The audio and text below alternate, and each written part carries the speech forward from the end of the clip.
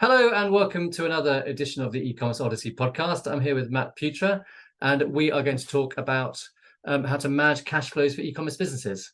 So, Matt, perhaps you could just introduce yourself. Why are you qualified to talk about cash flows? Thank you so much. Yeah, so my name is Matt. I'm a fractional CFO. Before going out on my own, I was CFO for a private equity group in Canada, doing deals, $500 million in deals done over a number of years. So just, gained a lot of experience, made a lot of mistakes, and that's why I'm qualified now to help people manage their cash flow. Excellent. So, what is it? What do you mean by cash flow first? Yeah, so not net profit. By cash flow, what I mean is, what do you have left over after you receive your cash and you pay out who you need to pay? What's left in your bank? And is that bank balance growing or decreasing? Okay. So, what kind of problems do companies have with cash flow? What is the typical kind of scenarios that? I think the one of the biggest problems that I see, especially this year with cash flow, is to spend money on things that should give you growth, and the growth isn't materializing. So that's a very, very current thing that I'm seeing. Too much Um, stock. Too much could be too much stock, could be too many people, could be you acquired customers at too high of a CAC, anything where you've invested in something that you think is going to pay off and the payoff hasn't panned out the way that you planned. That is the thing that I'm seeing the most this year for sure. I think overall what I see the most is people have a hard time forecasting, and so when you make an investment, you want to have an idea what's coming back and when it's going to come back. And what I see is people getting in a pinch because they've either thought about it incorrectly, or they missed parts of the cost structure, or the payback is taking longer than they thought. That's a very common problem. Okay. So what kind of ways can people avoid these problems? I mean, Yeah, what's a strategy that you would use? yeah. So first and foremost, what I would say, and especially today, but even a year or two ago, what I would say is be conservative when you invest. Be conservative with what you expect to return.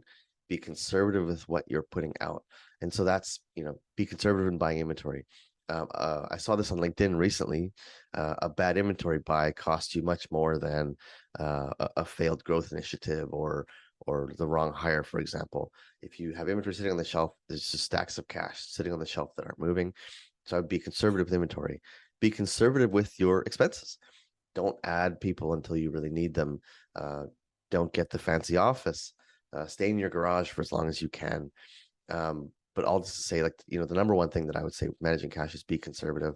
Um, number two is, I would say, go get money before you need it. So this is something where, a brand's in good shape, have a good cash reserve, profitable, so that we don't need any money.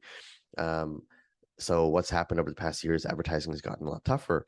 And so the growth that one would normally see, or the efficiency one would normally see in marketing, has decayed a little bit. So then it's put a strain on cash. But now that the strain on cash is there, it's actually harder to get money than it would have been a year or 6 months ago when things were looking really nice. And so for most people, and even now, if your business is in a good spot, go find debt. If you're in the US, go to SBA, get an SBA loan. If you're in the UK or Canada, go to a charter bank, go get a term loan, 3-5 year term loan. Even if you don't need it for growth, go get it now so that it's there. It's an insurance policy. The interest you're paying is just like insurance. So you have a reserve if something goes against you. But if you wait till you need the money, when your profits have kind of eroded a little bit, when your cash on hand is a little bit tighter, then it's harder to get the money that you would have gotten 6 months ago. Banks don't want to lend to people that need money. They want to lend to people that don't need it. And a lot of the alternative lenders in the e-commerce space have really been tightening up lately. And so what you'll see is it's just much harder to get money now than it ever has been, in my experience. And so if you're in a good spot, go get money right away. So what kind of reserve should companies have in terms of cash? So typically, I would say between 3 and 6 months operating expenses is a good amount of reserve. Today, if you can have 12 months, that's would be better. So personally, like my business, we have 12 months cash reserve, and it's way too high in a normal economy. But because there's so much uncertainty, because you you just don't know what's going to happen, have a longer reserve if you can. But 6 months would be okay. But it's still, I mean, even we don't expect to see the economy turn around in most places until the end of next year. So, between 6 and 12 months is my best recommendation. Okay. So in terms of, I mean, you say, so inventory is the thing that you think that people spend too much money on. So how would you recommend ensuring that more controls would you put on inventory? Yeah. So one thing people worry about is selling out. And if you're an Amazon seller, it's a bit of a different conversation than if you're not. So setting that aside, with Amazon, if you run out, your listings go to shit. So we have to be careful there. But if you're a Shopify retail, I would consider forecasting in such a way that you might sell out of a core product or a product. And I say that because we don't know what's going to happen for growth this year. What we do know, though, is if you have inventory that's old, that's sitting on the shelf, your money's just tied up. You can't do anything with it. And so I would try to order less. Every time you order, try to order just a little bit less. And you can always reorder or pay a little bit more for it, each unit, but just don't have, I mean, I wouldn't have 4, 5, 6 months sitting on the shelf if you don't need to have that. I know some people have issues where they're buying from China and they have to pay a deposit, and then 4 months later, they have to, and so those things aside, I'm just recommending people just order less, be okay with selling out here and there. Watch your customer acquisition, customer behavior like a hawk, and see if you can use that information to kind of help you dictate how much you should be buying. The other thing is, with inventory, ask your supplier for terms if you don't have it already. So in a lot of Chinese suppliers, you'll have to pay 30% down payment, 70% on shipping. I think most people should just take nibbles. So when I say nibbles, what I mean is you ask for small things that are easy to give. So for example, I'm not going to go to my Chinese supplier and say, hey, I know I pay 30% deposit. Can I pay 10? No, I'm going to say I pay 30. Can I pay 25? 6 months later, I'm going to say, can I pay 20? Then I'm going to go, okay, now that I'm paying 20 on that last payment, the 70% can I have terms on that payment, or can I split the payment to 35 and 35 when it gets here? So go to your suppliers, ask for nibbles, small things. One other thing, if you have a domestic supplier, especially if they're a larger supplier, one thing you can do is offer them a little bit extra for longer terms. And I had success with this with an American supplier that I was using. We did, 500-600 grand with them every single year. And I went to them and I said, hey, what if I pay you 1.5% on top of the invoice for 60-day terms, up from 30? And they said yes within a few hours. So there's a number of ways you can manage the drag on cash flow from buying inventory, and those are just a few of them. Okay. So what tips do you have for optimizing cash flow?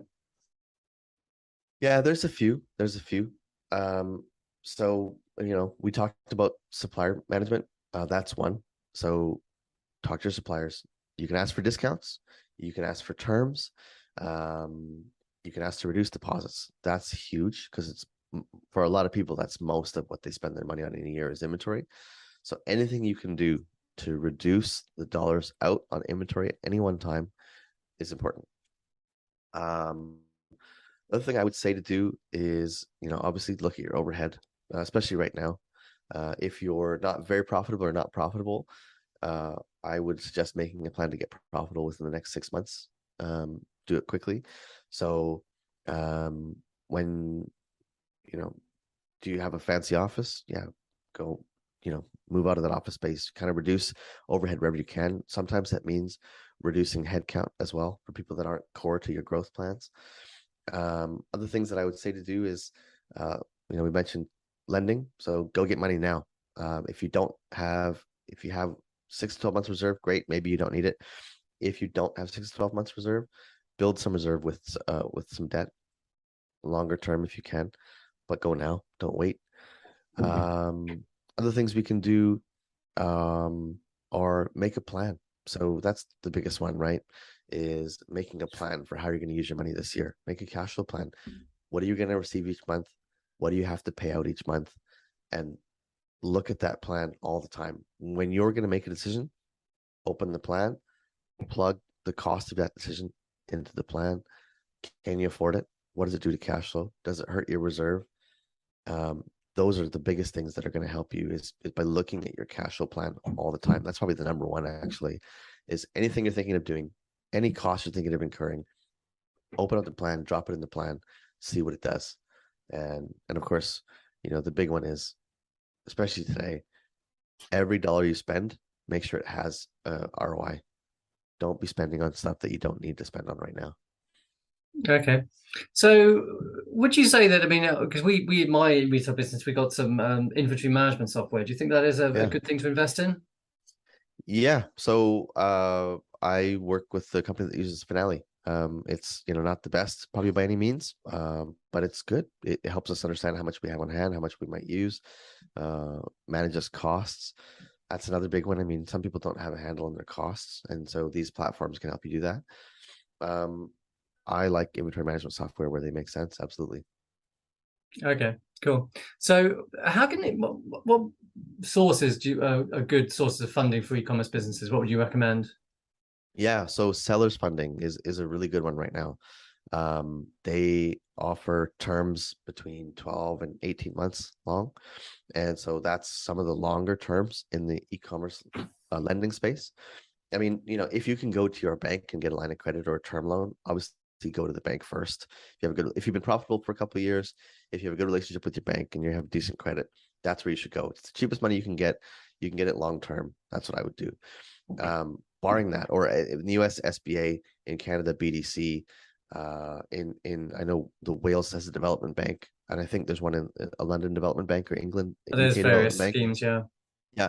So anyone where there's a government backed lender, go to those and get the longest term loan that you can. From there, I would look at sellers funding. Sellers funding works in the Canada, UK, and the US. They have a great team, and they're very responsive and they move quick. It's good money. So I'd go What kind of there. percentage That's do they probably charge? 15. Yeah. Okay. So it's high, yes. But in terms of the e-commerce alt lenders, it's right on par with what's out there. Better terms, honestly, though, than some of the things like Shopify, for example, can be up to 30% APR. Right. And so it seems it's a better loan than Shopify, hands down. From sellers funding, now you're looking at the, there's a universe of other lenders out there. Settle.com, they will pay your supplier's invoice and you will repay them in 90 days. So it helps you to extend. Okay. Yeah, you can compress Invoice your financing. cash conversion cycle. Invoice financing, yeah, is a good one. PayPal Capital, UK, US, Canada is a good one. Their APRs end up being like 10% and about 6 to 9 month term usually, even though it's floating payments. But PayPal Capital is one that I recommend. Shopify Clearco when you have to. Try to stay What away about if you can. Amazon? Amazon, they have a funding. Is that expensive? They do, yeah, they do. Last one I checked could have been 12% APR, 15 maybe. But my experience is they give a little less than the others, just from what I've seen. But I have someone that used them. They were happy. We'll use them again, probably, I'm sure. I mean, you can check with some of the marketplace lenders as well. So what I mean by that is you go to Swoop funding or Swoop Capital. You work with one account manager there. That account manager goes out to a bunch of e-commerce lenders for you. So you're dealing with one person, but they're helping you find a lender. So Swoop is someone that I would recommend. Lever in Canada, LEVR, they're another good one as well. All these people are ex-bankers and that kind of thing, and so they know what bankers want to see. They help you put all your information, all your packages together, and they send proposals out to a bunch of lenders on your behalf. So I've used people like that with great success. Okay, So look, I think that 2023, it's going to be a shit show. Not to put too fine a point on it. What do you think? What's your tips for surviving 2023, other than building a bunker in the back garden? Yeah, 100%. It's going to be brutal. What I would say 2023 is conservative is the word. Profitable is the other word. If you're under 10% profit, I would do whatever you can to get above that number. If you're not profitable, if you're not profitable and you're not venture funded, be profitable as soon as you can. In my view, you can be profitable at 500 to 750,000 a year. If your gross margins between 50 and 60%, you should be able to make a profit. Below that revenue, you're still building your business and finding product market fit and all these things. And so I wouldn't expect everyone to be profitable, but if you're above 500, you can be profitable. So you might need to move back to your garage. You might need to get rid of some of the support staff that you thought you needed, but get profitable as fast as you can. Lenders are not lending to people that are really not lending to people without that are not making consistent profit right now. So if that's you, you're going to have a hard time getting money. So that's the number one is find a way to get profitable, reduce your costs, increase your margin, because when you have net profit, you have a buffer against issues. If you have no buffer, that's just a problem. Like there's just no wiggle room for you if you don't have profit. So get profitable, be conservative is number one thing. Some companies are in a great position this year, going to 2023. What I would say to them is if you have a cash reserve, if you're profitable, great. This is the time for you to take market share. So make some plans to make some growth investments, be conservative with them still. And when you make your plan for growth investment, what I want someone or whoever's listening, what I want you to do is plan out your investment, people, marketing, inventory, whatever it's going to be, map out what the expected returns are going to be and when. And lastly, mark out when will you know this is not working and when are you going to pull back. So have those trigger points set in advance. So let's say, month 1, 2, 3 is heavy investment. We should start to see some return month 4, 5, 6. So what if we don't see the return? What costs are we going to cut back in month 4? What costs are we going to cut back in month 5 because the investment didn't work? So I would do those 3 things in advance. What are you going to do? What's the cost? What's the return? And what are you cutting back and when if things aren't working? That's the biggest thing.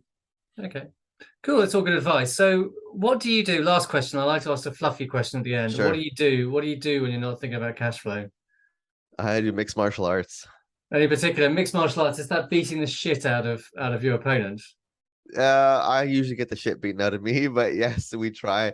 Yeah, so I do both jiu-jitsu and Muay Thai kickboxing, and really helps me unplug. Stop. You're really flexible. Can you do overhead kicks? Can you do roundhouse I'm less kicks? flexible than some, more flexible than probably most guys my age, I would say. But I have a hard time kicking people in the head, but I can kick to the body and but okay, gosh, you don't mess with you. No, well, I mean, I like it most of all. It's really fun, and oddly enough, it's just a really nice community to be a part of. Everyone's so friendly. You think it might be the opposite. You think it would be the opposite. Yeah, but it's very chill people. Excellent. Look, lovely. Thanks very much for your advice, and it's been very interesting. Yes, of course. It's so great to be here. Okay, where can people find you online? Yeah, look at LinkedIn, Matt Putra on LinkedIn. You could also check out my website, eightx.co, eightx.co. LinkedIn, I'm very active. So if you have any questions, just DM me. Super. Okay. Cheerio, Matt. Bye-bye. Thank you, Trevor, so much.